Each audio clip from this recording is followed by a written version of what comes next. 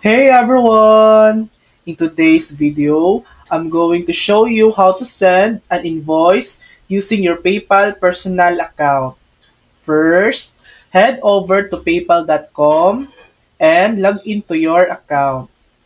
At the top menu, click on Send and Request.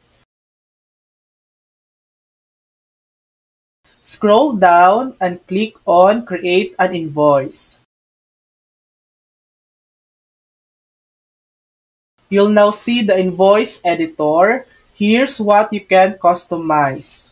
Template type, choose from amounts only, hours, or quantity. Bill to, add your customer's name or email. Items, list your product or service, including quantity and price. Message to customer, add a note, terms, or reference number. More options, attach files, or write a private memo. Invoice details, edit invoice number, due date, apply discounts, or add shipping.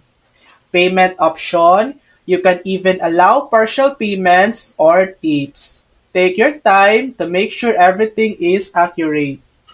Before clicking send, tap the more actions. Here you can share a link to the invoice, save as draft, or save as a template for future use.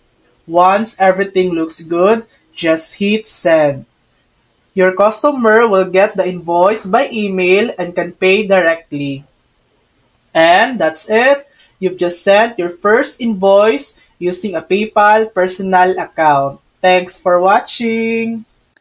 If this video helped you, please like and subscribe for more helpful tutorials.